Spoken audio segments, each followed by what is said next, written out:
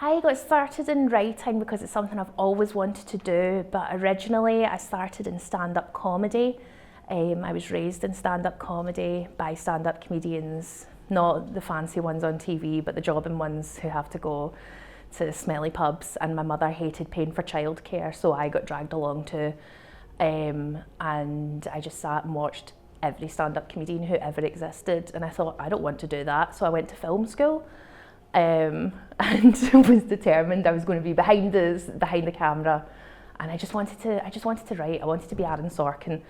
I wanted to do big long walking talks, people just walking down corridors and talking. I've not managed to get there yet, but fingers crossed, it'll happen.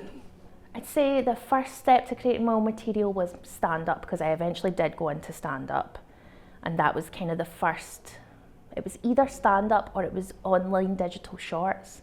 I used to make a lot of little short videos, and they would go really viral really quickly, and I wasn't really sure why. And essentially the concept of all of them was if I took a big property and then made it Scottish. So I did If Harry Potter was Scottish, and that got like 40 million hits. I did If The Handmaid's Tale was Scottish, and then Margaret Atwood started referencing it in her book tours and stuff. I did If Game of Thrones was Scottish, and I just kept thinking, wouldn't it be funny if Scottish people were allowed in telly? I don't want to be big-headed and say I wasn't surprised when it entertained other people, but I wasn't. I was raised constantly having to entertain people. That was just my default setting. Before my mother was a comedian, my parents ran a pub in a really notoriously rough part of Glasgow, and it was either be Shirley Temple and make the old drunk men laugh, or there will be a riot. So I've been good at it my whole life. Radio was like my first big stop, and in fact radio was always a destination for me. It was never a stepping stone. I'm a huge fan of British radio. I think that a lot of our greatest comedies come from radio. So it was such a big goal for me to write for Radio 4, and when I got the opportunity to write my own show, it was such a treat. And when I got to work for Radio Scotland, that was because a producer had seen me do stand-up, and they needed someone to fill in when there was a lady had gone on maternity leave. And so I filled in, and 7 years later I'm still there. I didn't steal her space. She's got her own show now, it's fine. So Dinosaur is the show that I star in and I created with Matilda Curtis. Originally there was a pilot that was written by Matilda Curtis, and my agent had heard that there was an open casting call for neurodiverse actors, and she phoned the casting lady and she said, I have a neurodiverse actor on my books, well, a neurodiverse comedian. I hadn't really acted at that point. And she said, but she's not English, because it was written for an English lady, and she's not in her 20s. Do you want to see her anyway? And Rosalie Clayton, who was doing the casting, was like, yeah, send a tape, whatever. And I sent a tape. And when I read the pilot that Matilda had written, it had really specific things that really resonated with me, about fan fiction, little tiny things that I had grown up with that were important to me, that I thought, oh, I see myself in this. We filmed the pilot, nothing really came of it. A couple of years later, Two Brothers, our production company, got in touch and said Hulu and BBC Three were going to do a co-production, and would I like to come back? Yes. Would I like to be a writer on the show? Yes. Would I like to be a creator on the show? Oh, okay. Would you like to be a producer on the show? And that it kind of just went. It's a very backwards way. I don't think that's how anybody else gets to create and write a television show, is by first getting cast as an actor and then getting to write it, but that's how it worked out for me. In terms of the writing, we have had writers' rooms. What we prefer to do is kind of have a writer's room situation where people can kind of throw out more nebulous ideas that then I can go, ooh, and Matilda can go, ooh, let's hone that in, and we'll kind of do the scripting ourselves. In the first season we had some other writers, but this series we're just doing it, Matilda and I are just doing it.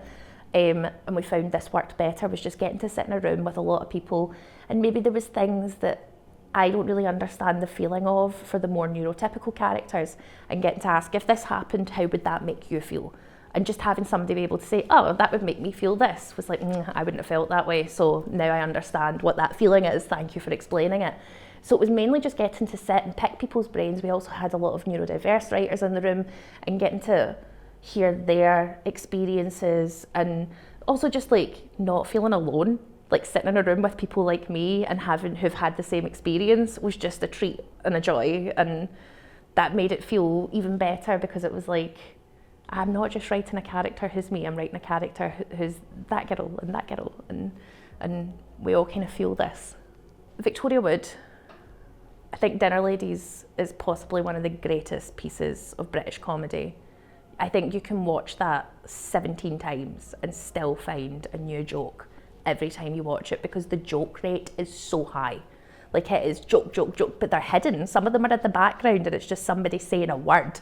And you're like, oh, I can't believe I missed that 5 years ago when I watched this. So that's up there.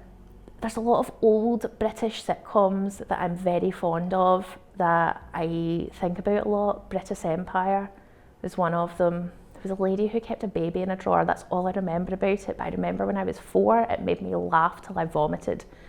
There's an old TV show that was a huge sitcom called Good Night, Sweetheart, that was about a man who travelled back to World War II and at no point tried to stop Hitler. He mainly just tried to get a second wife in a different time dimension.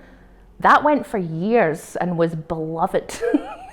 I mainly find it funny that nobody's outraged that Gary didn't try and stop Hitler when he had time travelling powers and just cheated on his wife. Like, that's hilarious to me. Why are we not laughing at that more? That's genius comedy. Obviously Dawn French, Jennifer Saunders, Ruby Wax, the women who shaped my mother, therefore shaped me. I love Fern Brady. I love whenever I get the opportunity to stand near her, because we look like a before and after of a pooping tea. I wish I'd known when I was 18 and I wrote my first thing and I tried to sell it and I got told, yeah, this is great, it's going to get made, that everything in this industry is pretend, and that things take 7, 8, 9, 10 years to get made, and just because one guy in one office in London goes, no, I don't like it, doesn't mean it's bad. That's just that one person's opinion. Some of the best things, some of the things you love the most, took a decade. Took knocking on doors and finding just the right person to believe in it. When I was a child, thought that the people in the big offices and the big glass towers in London knew and were right. And now I know that's not true, because the internet came about. And when I was making silly sketches that nobody wanted to watch, I put them on the internet and millions of people watched them. And I was like, you're an idiot. In comedy, never make fun of somebody for something they can't change, because that's just bullying. And in myself, I think my mother taught me to be very authentic, and that sometimes your unique selling point is just the fact that you can be yourself. Yourself doesn't have to be that interesting. There's not many people in this industry who can just be themselves, and that's a good thing in and of itself. So yeah, just be yourself. 3 box sets, not films, because why would you waste? You've got box sets and you're on a desert island. Do I have a player, or are you just putting me on this desert island with 3 boxes, you absolute maniac? There's a TV show called Psych, P-S-Y-C-H, maybe an E at the end, I don't know. I love it. It is very funny. William Shatner's on a couple of episodes. He's my hero. It does a lot of referencing, big time. The West Wing, because wasn't Bartlett the best president? Don't we miss him? Hashtag bring back Bartlett.